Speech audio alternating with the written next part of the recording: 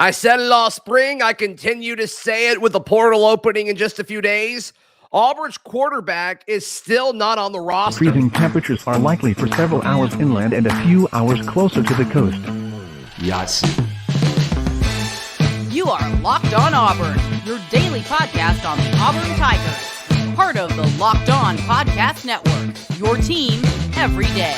Yes, welcome on into Locked On Auburn, your daily Auburn Tigers podcast. I'm your host, Zac Blackerby, and thank you so much for making Locked On Auburn your first listen every single day. Joining me as he does every single Tuesday, Auburn message board legend, Charlie 5 in the house. And I think you and I have been on the same page throughout all of spring. And now, as we are just a few days away from the portal being open, it opens on the 15th. That is Saturday. I think Auburn will have at least one quarterback enter the portal. And I think you will see, two quarterbacks be added to Hugh Freeze's roster, because I don't think the starter for 2023 is Robby Ashford, Holden Geriner, or TJ Finley. Yeah, TJ all but said he's going in the portal, basically. Boy, how telling was that? Saying he's not willing to take on a reserve role, which cool, good for him. He's an upperclassman, but the fact that he said it was pretty wow, okay. Yeah, and so we've known he was gone after spring, or we felt like he was leaning towards being gone after spring. Mm-hmm. So then you only have two guys, and Robby, you just continue. You never really heard that he took the steps forward from an accuracy standpoint. Everything was always, everything always looks hard. We always make it look harder than it is. But gosh, man, if he could be that guy, he's so electric running the ball. Like he's able to move the ball in the running game. And part of me almost, wonders, is the Hugh Freeze running game a little bit, more dynamic? There's a lot more quick hitting runs. So do the read options pop faster, that he's able to? He's serviceable, and I think he's a great to have on the roster in case of an injury or stuff like that. But I mean, you got to flip the room. I think there's some dudes out there possibly that could go in that I think you could maybe do that with. Yeah, and we'll see. And I mean, the list of folks that are currently in the portal, so this would be guys that entered at the end of last year, earlier this year, and then just didn't go through spring. They just weren't on a roster. Yeah. Do you want somebody that didn't go through spring and they're at a specific school? I don't know. Probably depends on certain situations. But I think I think the biggest pushback, I guess there's two big pushbacks to folks that think Auburn's quarterback is on the roster, which they would, I believe, would say that Robby is the starter if you're in that camp. Maybe a small percentage think that Holden will be the starter. But I imagine if you believe Auburn's quarterback is currently on the roster, you probably think that Robby's the guy, which is fine. I think it's a good opinion to have. But so that's probably one of the things, right, is you believe in Robby. But the other push I think that you're getting from a lot of people is what caliber of athlete are we going to see in this portal? We all kind of assumed that the more important portal session, the portal window, was the one a few months ago. What type of quarterback are we going to see enter the portal from a high caliber standpoint? Sure. And let me backtrack just a tad real quick. So the quarterbacks shortcomings are exacerbated by how much we struggle in the wide receiver room. So if you got wide receivers that can't really get a ton of separation, you can make that work, but you have to have the ultra accurate quarterback, the guys that can fit it in windows, and none of the three are those guys. I mean, TJ, obviously you had a touchdown pass probably to Nick Mardner that could have only traveled 6 yards in the air that we can't complete. Robby did make a pretty throw downfield, but we've seen it before. That makes it to where you have to, with the wide receivers that you have in the room, you have to have a super accurate quarterback. So which way do you go? Do you try to go get the elite wide receivers, and maybe if you can get a couple of those, maybe you can make the quarterback situation work? But if you can't, you got to find somebody that can he may not be the most flashy, but he can put the ball where it needs to be. And I don't think we've seen that yet. I definitely haven't heard Hugh Freeze say it, and he does not shy away on camera, on TV, in interviews of telling you how it is. So, how do you the caliber as far as caliber goes? Sorry, real quick. As caliber goes, I think what you're honestly hoping for in today's football is some really good guy hoping to get a payday. I mean, let's just be on. That's going to go try to go out there and payday, and we got to be ready. We got to be ready to strike. I mean, I think that's kind of the caliber. That's what you're.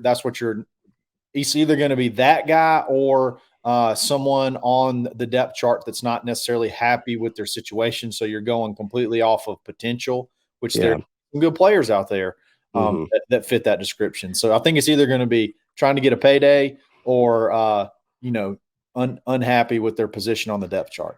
Yeah. I guess the question then is like, okay, are you going to find somebody that can get you 2 extra wins, like 2 more wins this year than Robby Ashford? I don't know if that's out there. Like, it's certainly not out there right now. Is it going to be out there this weekend or sometime next week? I mean, maybe, and then what's the case that, the person who does that is going to be most interested in Auburn, right? Right. So, I mean, I'm sure you're starting to see columns from different kind of, outlets throughout the Southeastern Conference. Like quarterback isn't as hyped up in the SEC as it is in most years. I mean, there's a lot of question marks on most rosters throughout the SEC. And so, I mean, Auburn's going to be competing with a lot of other schools that need quarterbacks. Like, let's don't kid ourselves here. And so Hugh Freeze, like, it's easy for us to see the upside. And I'm sure Hugh Freeze is going to use every opportunity he can because he's obsessed with recruiting and it's awesome and it's worked so far. But, other schools can trot out there and say, like, hey, we didn't have a losing season a year ago. Like, we've got a proven receiving core. We've got a proven offensive line. So, I mean, I think there's some concerns as far as like, okay, is Auburn, like, if those guys are in the portal, is Auburn going to get it? You know what I mean? Is that a reasonable concern in your mind? I think it's a huge concern. You like, kids aren't dumb. You know what I mean? Like, they're not gonna just come into a situation where they're going to possibly hurt, like they could hinder themselves. I mean, there was a lot of like rumors and things like that Bo Nix may entertain, maybe even think about coming back or stuff like that. And it's like, man, he just threw for 3,500 yards. Is it even a smart business decision to come back and do this? Maybe it, for whatever reason, maybe they could rationalize it, maybe not, but it's just like you talk about guys like that. Like, we talked about, there was talk about maybe possibly Michael Pratt before he stayed at Tulane, things like that. It's like, man, you got to look at what, it's not just come play at Auburn. You got 1 year to pop. Are the tools here to make that guy have the opportunity to pop? And, I feel like that's a tough sale. I think it could be. There's some potential here, but it's all potential. You know what I mean? There's nothing really realized yet. And I mean, how much can you sell on potential? Yeah. How is this gonna go down? Like, logistically, how is this gonna go down? Let's touch on that in a second. Charlie 5. This is Locked On Auburn. Today's show brought to you by our friends at FanDuel. Charlie 5, grand slams, no hitters, and double plays. They're back, and there's no better place to get in on the MLB action than FanDuel, America's #1 sportsbook. That's because right now new customers can step up to the plate with a no-sweat first bet up to $1,000. Just go to FanDuel.com/lockedon to sign up and place your first bet. Don't miss your chance. No sweat first bet. FanDuel.com/lockedon to sign up. FanDuel, make every moment more. The official partner of Major League Baseball. Charlie 5, thinking about the logistics and the timeline of this, do you think someone enters the portal like on Saturday and then there's a dude visiting Auburn on Sunday, and then they're committed to Auburn on Monday or Tuesday. Like, what is that going to look like? So first of all, I think that goes on everywhere. So I don't think it's going to necessarily look any certain way. But yes, I think. And just real quick, because everybody loves to throw out the T word. Everybody loves to throw out tampering. And like, it feels like tampering. Sure. But there are so many loopholes to communicate where it's not tampering and it's 100% legal.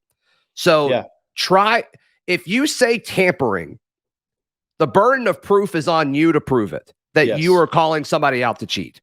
I mean, these guys, what about guys that have transferred in that played with other guys? Like, what about and they're like, hey man, it's really good over here. I may can get you. There's players communicate. There's all kind of stuff. Former high school coaches, like there's all kind of stuff where people are talking. So somebody played with you in high school. Yeah, that's so easy to come back home. Like you talk about the guys from Oregon, like they were both from Alabama. They wanted to come back close to home. That all pretty much went, pretty seamlessly. So I think you're going to see quick movement. It's going to open on the 15th, and that's the first time coaches can call. I know that I'm sure Hugh has been sitting by his phone whenever like new contact periods come open and stuff like that. Like when a dead period is over, he's literally like the second it's over, he's hitting people up. He talked about that on one of On Three shows, how they're talking about this is an early morning for you. He's like, oh, well, the dead period ended last night. I've already had 4 Zoom calls and this, that, and this, that, and the other. So you better believe that when the portal is open and you can contact players that go in, the minute someone goes in that we're interested in, he's going to be on them. We're not doing this go to Mexico and hang out stuff. Like we're getting players. Who did that? Well, not in the late portal. We're not talking about did somebody do that? Things like that. We're getting after it. So right. I would expect that. I would not be surprised if the scenario you just described plays out exactly how you just described it. And I think that's the best case scenario, because then, we've talked about this before. The unofficial number that we all guess going into spring, that you were at 92 scholarships if you had the full 2023 class on campus. And so by the start of summer, you need to lose 7 guys. Two of the linebackers count in that. So they're gone. So you're at 90. But if you want to add 9 or 10 dudes, we're about to see like 15 guys enter the portal. Yeah. What? Yeah. What is that? Ready. That's going to be wild, dude. Even get ready for some attrition from Auburn as well. So like, just it's got to balance out that way. Crazy. And it's going to be it's a whole new era, and this is the first real full portal season that we're actually going to see. So it's going to be fast and furious, because it's only a few weeks. It may only be like a month, 30 days. Is it 15 days? 15 days. So you got 15 days. Which the timing of this is annoying. And so we all kind of discovered at the same time that they moved this back in October. But so the 15th is this Saturday. Yep. And it ends on a Sunday, right on the 30th. And it was on the 1st, which started on a Monday, and it went to the 15th, which was on a Monday. And I just think, because like if you enter the portal on Saturday, you can't visit that full weekend. It's like, I don't really know what they were thinking when they did this. Yeah, you need 2 full weekends. Yeah, and you're not going to have it. You're going to be taking visits throughout the week. And it ends on a full weekend, so like I get that, but still, it's just, I don't know. I think the Monday to Monday thing would have made more sense. The only good thing is that you don't have to be enrolled anywhere. You just have to be in the portal. So that's true. That's a good point. So once they're in, if you really think about it this way, once they're in there, I guess when does summer enrollment doesn't typically start until like the end of May or maybe even the beginning of June. Locked up. That's okay. Did I freeze? That's okay. Am I good? I'm back. You're back. So you're back like you never left. you go in and you have, I think either the beginning of June or the end of May is whenever you start summer classes. So in theory, you could take it out a little bit longer and go on your visits and things like that. But I think stuff that's happening right now, however they're doing it, it's people know where they're going. It's going to go fast. So do you think proper response is every time a quarterback enters the portal, freak out, overreact to it? Can we all agree that that's the right thing to do? Yes. Do you see that meme? I forgot who put it out. It may have been Big Game Boomer. I think he's really funny. But it's like the fan bases that think everybody who enters the portal is going to their school. And Auburn was like one of the 6 or 7. And we do that. We totally do that. Totally. We should get all. I mean, there's like 1,600 players in the portal. I think we had a shot. We thought we should have had all of them. Especially linemen, offensive linemen, and quarterbacks. Yes, please. Yes, please. And thank you. You know what? We freaked out over offensive linemen and things like that, and it ended up working outrageously well. So maybe we shouldn't freak out. But as far as quarterback goes, if one goes in, like just go ahead and get ready. Send it to all your buddies. This is the one. We got to get him. And then when he commits somewhere, let's freak out for 2 solid weeks. Let's do it. In a perfect world, is there anybody that you'd be like, it'd be cool if they went into the portal? Oh, gosh. Well, I mean, obviously, you would love it if somehow Grayson Murray's academic situation could get McCall. Grayson McCall, could get situated. But, I mean, you'd never leave Duke, but like my dream quarterback will be Riley Leonard, and his girlfriend goes to Auburn. I doubt he would ever leave Duke, and I don't even know if he's my son if I would tell him it was a smart thing to do to leave Duke to go to Auburn. But he's probably my dream, him or Michael Pratt. There's some other good kid. There's some other underclassmen that you might like to see go in. I don't know. We'll just have to see what happens. There's certainly some fun ones like MJ Morris. Yeah, he looked really good against Virginia Tech and Wake Forest last year. He's at NC State right now.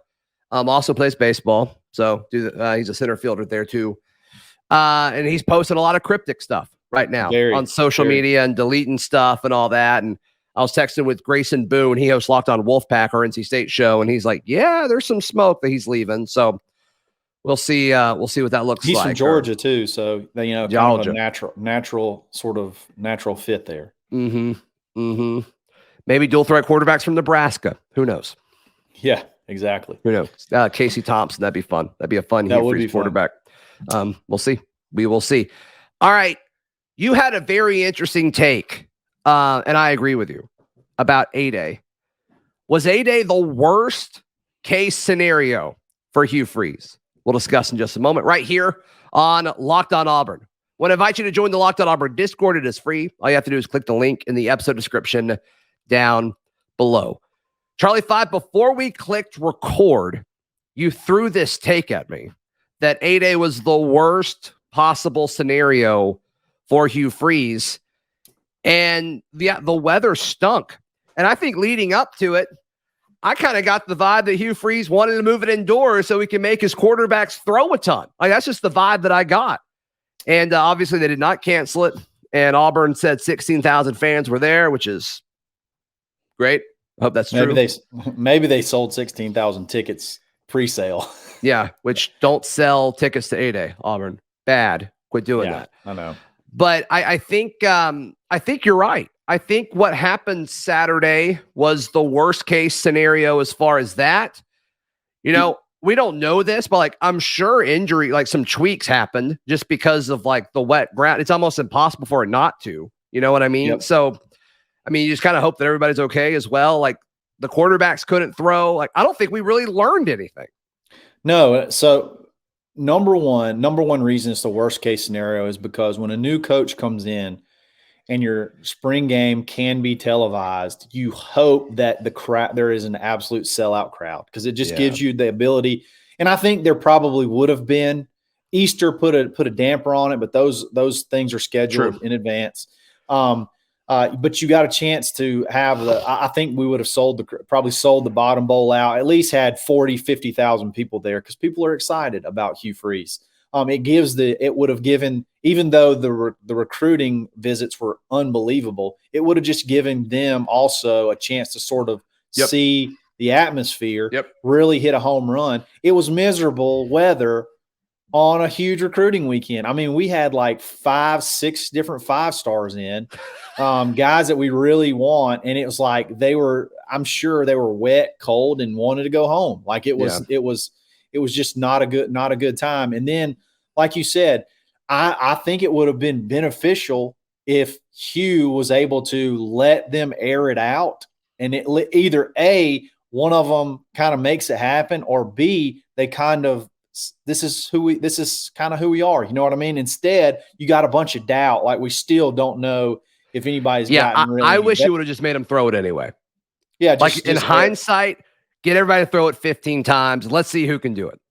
Yeah. I mean, it's not like you can't play in a game like this, like in conditions like this, but I don't know. The whole vibe around it was just poo-pooed on. And the vibe felt, even leading up to it. And we kind of joked about it last week, Hugh Freeze and the media going up to it. It's just like, he didn't really he's almost like he tried to not sell it. And then even before when he was interviewing on the SEC Network Plus broadcast, he's like, yeah, like, I hope we don't look terrible. Like, that kind of thing. It's just like the whole thing kind of felt like we were just trying to get it over with, is really kind of what it felt like. I know that there's a few guys that got nicked up, but like, no, luckily there wasn't you see like catastrophic knee injuries and leg injuries and things like that could possibly happen in conditions like that. And I don't think we had that. And so that's the big plus. I think a few guys are going to have to get some procedures done, but it all seems minor. It all seems minor, which is good. Yep. Exactly. But yeah, I can't think if you said, hey, what's the worst like scenario? It played out completely. So it's unfortunate for an event that, could have been electric. Could have been fun. Could have been super electric. So, I was very, very bummed. And then on top of that, the Masters is going on, so people are wanting to watch that too. And it's just, I don't know. It was whoever scheduled that this weekend. I don't know. Probably wasn't the best. My best friend scheduled a wedding. Why did he do that? Exactly. Who does that? Now you got to call and get the 8-day schedule first. But I don't know. Another thing, like people, a lot of times that's the only, that may be the only Auburn game they can go see. That may be the only so time Auburn quit charging people to go. Like, it's ridiculous. But even they do charge us what, $15. Like even though that's dumb, some places don't charge at all. Like that's a lot of times that's a big weekend. You got the baseball thing going on with Frank Thomas's stat. I just cannot fathom a worse scenario for like what A-Day ended up being from what it could have been than what happened. Yeah. I think there's a lot of cool stuff they could do with A-Day, but nobody wants to know my thoughts on that. So that's I did like the format. I did think the format was kind of cool. I thought it was great. I thought it was really, really good. The defense stops you from scoring, and then on live TV, Hugh was praying for a walk-off 40-yard field goal, and he got a walk-off 33-yard field goal. So that's pretty cool. Hey, what's the kicker? Is it McPherson? Evan McPherson. Yep. Is his brothers the one that's the brothers in the NFL? Mm-hmm. The Bengals. Yep. 40. The one that he attempted from like almost 50 yards in the cold rain was good from could have been way good. He just missed it. Wow, kid can absolutely boom it. So I think he's gonna be special. I think we got some good kickers. Yeah, I think so too. Charlie 5. How can people give you some love, brother? Absolutely. Find me on Twitter at @the_Charlie_5. In the Locked On Auburn Discord every single day. Auburn Live, the corner message board, and Monday, Wednesday, Friday on the Dad Bod Golf Pod. You can find all of my written work at auburndaily.com, and we will see you tomorrow. This has been Locked On Auburn.